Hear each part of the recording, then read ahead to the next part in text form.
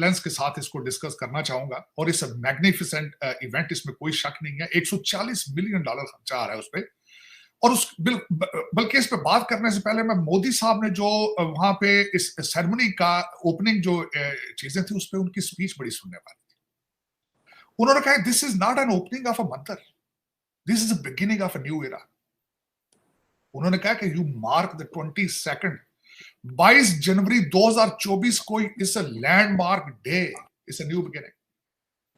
और वाकई ही it's a new beginning. जिस तरीके से आपने जिस तरह खुद फरमाया है कि ये वेटिकन होगा हिंदुइज्म का। अब मैं सब कॉन्टिनेंट का एज ए सिटीजन होने के हवाले से मैं उस एंगल से पहले लेंस से बात करना चाहूंगा।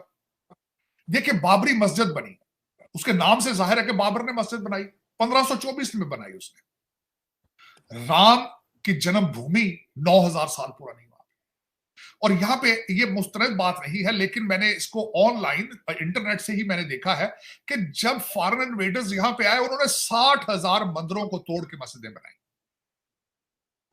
जब उनका हाथ था, वो ताकत थी। सबसे बड़ी बात किस वजह से एक लिमिटेड तादाद में लोग इन्वेडर आते थे और सब कॉन्टिनेंट को उपरेस करते रहे। वजह क्या थी? हिंदू मजहब is a non violent religion और उसका ये भरपूर फायदा उठाते रहे। चाहे मुगल थे या उससे पहले थे, थोड़े थोड़े से लोग घोड़ों पर बैठ के आते थे पहाड़ों से उतर के अफगानिस्तान की साइड से, और यहां फिर वो हजारों सालों तक हुकूमत करके जाते थे। जब वो गए तो चंद ईस्ट इंडिया कंपनी के लोग, वो भी मिलिट्री नहीं थी, एक कंपनी थी, वो आई यहां पे 1857 में जाके क्वीन ने इसको ब्रिटिश कॉलोनी बनाया था। उससे पहले तो एक कॉरपोरेशन रन करती रही इस मुल्क को। क्यों? क्योंकि Hindu religion is a non violent religion. और आज एज ए बहसीते citizen of a subcontinent, आज अगर ये टाइम आ चुका है कि इतने अरसे के बाद सब कॉन्टिनेंट राइज कर रहा है पूरी दुनिया पे, तो मेरा ख्याल है मुझे उसमें उनकी खुशियों में शरीक होना चाहिए। एक तो ये है। अब दूसरा, मैं एज ए लॉ स्टूडेंट इसका एंगल बताना चाहूंगा। यहां पे मैं ये भी बल्कि मेंशन करना जरूरी है, लोग इसको ज्यादातर कवर नहीं कर रहे, इस चीज को बिल्कुल नहीं बता रहे हैं। वो 1859 तक दोनों मजहब वहां पे इकट्ठे इबादत करते रहे। इसको ब्रिटिश लोगों ने सेपरेट किया था। और इस वक्त कई लोग ये समझते हैं कि ब्रिटिश पॉलिसी जो ये थी कि डिवाइड एंड रूल किया जाए, तो उन्होंने हिंदुओं और मुसलमानों में ज्यादा डिवीजन को उन्होंने इंक्रीज किया। ये भी एक थ्योरी है इसमें। और फिर उसके बाद इससे अगली स्टेज पर चलें तो हाई कोर्ट ऑफ इलाहाबाद से ये चीज शुरू हुई। उसके बाद ये सुप्रीम कोर्ट में गई। सुप्रीम कोर्ट ने 90,000 डॉक्यूमेंट्स जो है एज एविडेंस 8 जबानों में पढ़े हो,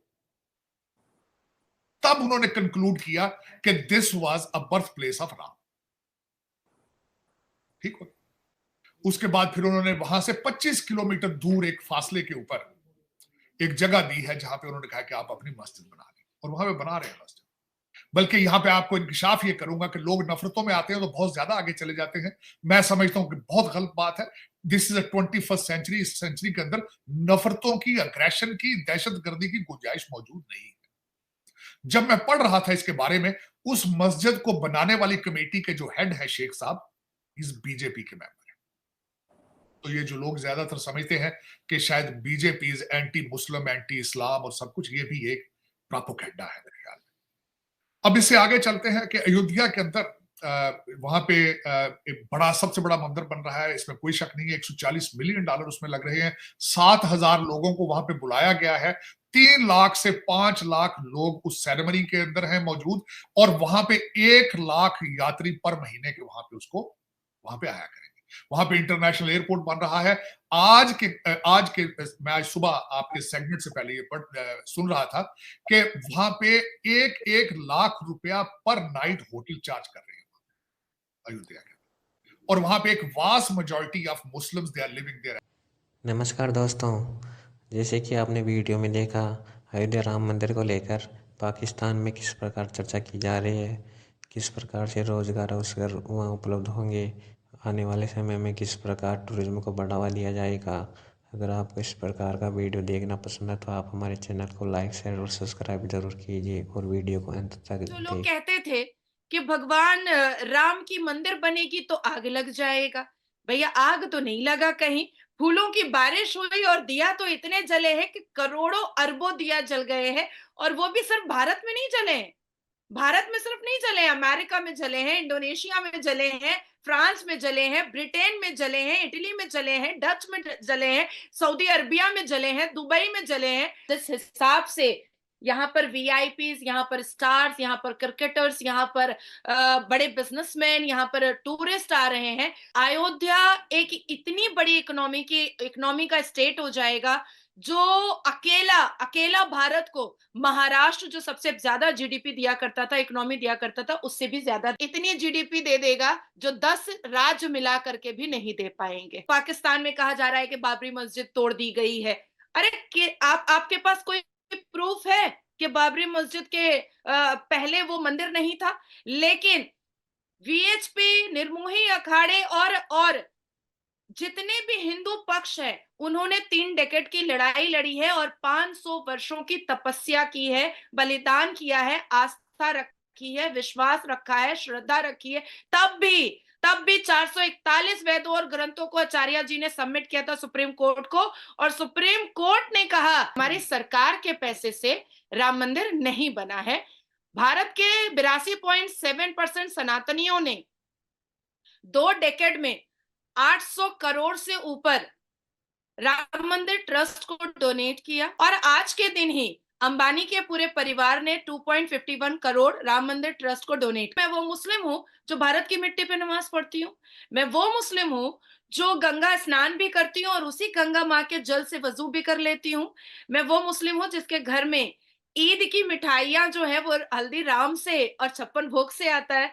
तो मैं ऐसी मुसलमान हूं और मुझे प्राउड फील होता है कि मैं डिवोटी हूं भगवान राम की आस्था पर, हनुमान जी की आस्था पर। मैं आपको एक युवा आवाज जरूर समझती हूँ शोएब, इसलिए मैं आपके सपोर्ट में खड़ी भी होती हूँ। और शायद आपकी आवाज की वजह से अगर आप पाकिस्तान की मंदिरों को खूबसूरत करना चाहते हैं, अपनी आवाज उठाना चाहते हैं, उन मंदिरों पर आप कहना चाहते हैं कि हाँ मैं बनाऊंगा, मेरी सरकार को बनाना पड़ेगा, तो जब एक धार्मिक स्थान बनेगा तो लोग जाएंगे ही माथा टेकने के लिए। जैसे क्रिश्चियन के पास उनका अपना वेटिकन था, जैसे मुसलमानों के पास उनका अपना मक्का मुअज्जमा और मदीना मुनव्वरा था, आज पहली बार सनातन धर्म और हिंदू धर्म वालों के पास उनका अपना राम मंदिर है। पिछले 9 साल से मैं लगातार इस बात को कह रही हूं कि भारत की पहचान भगवान राम के मंदिर से ही हो सकती थी और किसी चीज से नहीं हो सकती थी।